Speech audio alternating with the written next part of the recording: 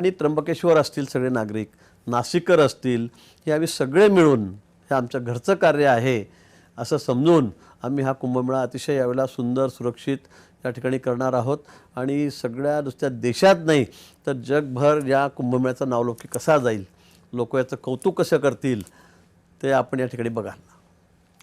बरं, आता साधूग्राम नेमकं कुठे होणार आहे आणि कुठपर्यंत त्याची तयारी आलेली आहे? साधूग्रामची कशा जागा पद्धतीचं असणार आहे? तपोवनामध्ये साधूग्रामची जागा ठरलेली आहे. जमिनी वर्षानुवर्षे त्या ठिकाणी रिझर्व आहेत. त्यांना तर आम्ही यावर्षी पैसे देणार आहोत. त्यांना काय ज्या ज्या पद्धतीने काही टेक्निकल गोष्टी आहेत त्या पद्धतीने आम्ही त्या ठिकाणी TDR वगैरे देऊन त्यांना आम्ही त्या सगळ्या त्यांच्याशी आमचं बोलणं झालेलं आहे, संमती झालेली आहे. त्यांना आता आम्ही त्याच्या फार वर्ष लटकू देणार नाही. यावर्षी आम्ही त्यांच्या सगळ्या जमिनीचा मोबदल्याच्या बाबतीमध्ये विचार केलेला आहे. माननीय मुख्यमंत्री महोदय आहेत, त्यांनी स्वतः या बाबतीमध्ये पुढाकार घेऊन आणि सगळ्या अधिकाऱ्यांना सांगून तो यावर्षीच मुख्यमंत्र्यांच्या संमतीने हा प्रश्न मिटणार आहे. कारण कुंभमेळ्यासाठी आम्हाला जागा लागणार आहे. शहर वाढतं आहे, त्याचं विस्तारीकरण होतं आहे, सगळं इमारती उभ्या राहत आहेत. पण हा कुंभमेळा दरवेळेला 12 वर्षांनी याची संख्या वाढणार आहे.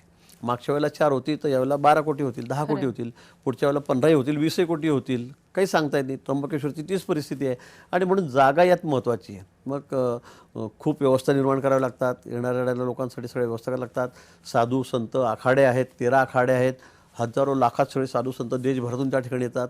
त्यांची राहायची व्यवस्था करावी लागते, त्यांच्या कुट्या कराव्या लागतात, सगळंच करावं लागतं. आणि म्हणून त्यासाठी आपली जागा पाहिजे, स्वतःची जागा पाहिजे कुंभमेळ्याची, कारण सगळ्या ठिकाणी ते आहे. आणि म्हणून आम्ही या बाबतीमध्ये माननीय मुख्यमंत्री मोदयांनी सांगितलं आहे की कुठेही हायगाय करता कामा नये. केंद्रातूनही आम्हाला सगळ्या सूचना आहेत आमच्या नेत्यांकडून, वरिष्ठ नेत्यांकडून, की कुंभमेळ्याची जागा तुम्ही आता घेऊन टाका. म्हणजे पुढच्या वेळेला असं नको की तिथे बिल्डिंग उभ्या राहून गेली, इमारती उभ्या राहिल्यात, मग कुंभमेळा करायचा कुठे, असं होता कामा नये.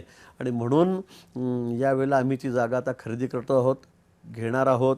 ज्या ज्या पद्धतीने तांत्रिकदृष्ट्या आम्हाला शक्य आहे तसं आम्ही सगळं शेतकऱ्यांचा समाधान होईल, त्यांनाही कुठे काही त्याच्यात अडचण निर्माण होणार नाही अशा पद्धतीने आम्ही त्या ठिकाणी जागा त्या ठिकाणी घेणार आहोत. आणि म्हणजे पुढचा येणाऱ्या भविष्यातला कुंभसुद्धा हा सुकर व्हावा, हा त्यामागचा त्या ठिकाणी हेतू आहे. बरं, ही सगळी जी कामं आहेत ही वेळेत पूर्ण होतील का, की त्या संदर्भातलं काही नियोजन आहे का? निश्चित गेल्यावेळी खरं म्हणजे मी ज्यावेळेला कुंभमेळ्याची जबाबदारी माझ्याकडे त्यावेळेला फक्त 6 महिने राहिले होते. सरकार आलं आमचं आणि 6 महिन्यानंतरच कुंभ होतं. ते मोठं आव्हान आमच्या समोर होतं, खूप मोठं आव्हान होतं. पण यावेळेला तर सरकार आमचं 1.5 वर्ष झालेलं आहे. अजून 1 वर्षाने कुंभ आहे, म्हणजे 2.5 वर्ष आम्हाला पर्याप्त मिळालेले आहेत. पण त्यामुळे मला वाटतं यावेळेला पुरेसा वेळ आहे. आणि म्हणून मग आम्ही जो 35,000 कोटी रुपये खर्च करतो आहोत. म्हणजे नुसते शहरामधले रस्ते सगळे व्हाईट टॉपिंग केले. नाशिकच्या बाबतीत नेहमी ओरड होती की काय खड्ड्यांचं शहर आहे, काय खड्ड्यांचं शहर आहे. सगळे लोक ओरडायचे, कोणी मग खड्ड्यामध्ये झाडं लावायचे, कोणी शिव्या द्यायचे, कोणी प्रेतयात्रा काढायचे. आणि खरं आहे एवढ्यामुळे का तिथे पाऊस खूप होतो. पाऊस असल्यामुळे मग त्या ठिकाणी खड्डे, सिमेंटचे तुम्ही डांबरी रस्ते किती करा, कसेही करा, तिथे खड्डेच पडायचे. आणि म्हणून आम्ही जाहीर केलं, मुख्यमंत्री महोदयांनी मान्य केलं, आम्ही विनंती केली की साहेब आपण इथे सगळे व्हाईट टॉपिंग रस्ते करू, म्हणजे आता सगळे सिमेंटचे रस्ते राहतील, म्हणजे त्याला 25 ते 40 वर्ष त्याला खड्डासुद्धा पडणार नाही. अतिशय क्वालिटीचे रस्ते. आमचे सगळे अधिकारी, मग तिथे असलेले कुंभमेळ्याचे आयुक्त आहेत ते असतील, आमच्या महापालिकेच्या आयुक्त आहेत, जिल्हाधिकारी आहेत, आमचे कुंभमेळ्याचे जे प्रमुख आहेत, आमच्या सगळ्यांनी ठरवलेलं आहे की अतिशय क्वालिटीचं दर्जेदार काम करायचं. आणि रात्रंदिवस आमचं या सगळ्या गोष्टींकडे लक्ष आहे. IIT मुंबईसुद्धा याकडे लक्ष देते आहे. आणि अतिशय चांगले रस्ते, रात्री 12-12 वाजता सुद्धा तुम्ही परवा पाहिलं असेल, मी 11-12 वाजता काम चालू असताना मी ते बघायला गेलो रस्ते, कारण रात्री काम उन्हात सिमेंटच्या रस्त्यांचं काम करता येत नाही, आम्ही तिथेही चक्कर मार. आणि मला असं वाटतं की अतिशय दर्जेदार काम, क्वालिटीचं काम त्यावेळेला त्या ठिकाणी होईल.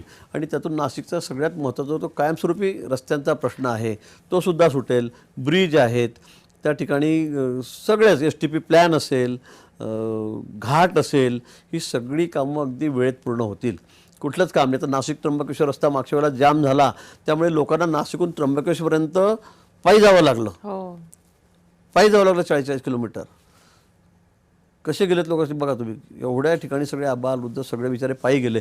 पण यावेळेला आम्ही तो रस्ता आता 5 पटी 6 पटी केला, तो तिप्पट वाढवलेला आहे. नाशिकला येणारे रस्ते, त्र्यंबकेश्वरकडून येणारे रस्ते, पालघरकडून तिकडून येणारे रस्ते, इकडनं इगतपुरीकडून येणारे रस्ते जे असतील सगळे, हे सगळे रस्ते आता आम्ही दुप्पट तिप्पट वाढवलेले आहेत. सिमेंटचे रस्ते करतो आहोत, मोठे रस्ते करतो आहोत, सगळे ब्रिज घेतलेत. आणि अशा पद्धतीने मला वाटतं कुठेही ट्रॅफिक थांबणार नाही. वाहतुकीमध्ये कुठे अडथळा निर्माण होणार नाही. आता आपण UPमध्ये बघितलं असेल, त्या ठिकाणी सुद्धा वाहतूक थांबण्यामुळे लोकांना 2-2, 3-3 दिवस रस्त्यावरच मुक्काम करावा लागला. खरं आत्ताचंच उदाहरण 4 महिन्यापूर्वीचं. नक्कीच. म्हणून मला वाटतं या सगळ्या गोष्टी आम्ही आता बारकाईने लक्ष घातलेलं आहे. रेल्वेसुद्धा त्याचे प्लॅटफॉर्मसुद्धा आम्ही वाढवले, त्याच्या कामाला अतिशय वेगात सुरू झालेलं आहे. विमानतळाच्या बाबतीमध्ये सुद्धा जवळपास 1200 कोटी रुपये खर्च करून आता त्या ठिकाणी त्याचं एक्सपान्शन चाललेलं आहे, ते त्या ठिकाणी वाढतं आहे. येणाऱ्या जाणाऱ्या लोकांची व्यवस्था करण्यासाठी आता आम्ही वेगळी व्यवस्था त्या ठिकाणी केलेली आहे. धावपट्टी आम्ही वाढवलेली आहे. सगळ्या ठिकाणी म्हणजे रोड असतील, रेल्वे असतील, विमानमार्ग, हवाई मार्ग असतील, हे सगळे आम्ही वाढवतो आहे. कुठेही आम्ही त्या ठिकाणी कमी केले नाही. केंद्र सरकारने सुद्धा हा मोदीजींची माननीय आमच्या पंतप्रधानांची हीच भूमिका आहे, अमितभाईंची हीच भूमिका आहे की कुंभमेळ्यामध्ये आम्ही कुठेही कमी पडता कामा नये. आणि देवेंद्रजी तर अतिशय बारीक लक्ष घालून या ठिकाणी आहेत. शिंदेसाहेबही आहेत, आमच्या सुमित्रा वहिनी पण आहे, आमचं सरकार आहे. सगळ्यांचं लक्ष अतिशय बारकाईने या कुंभमेळ्याकडे आहे.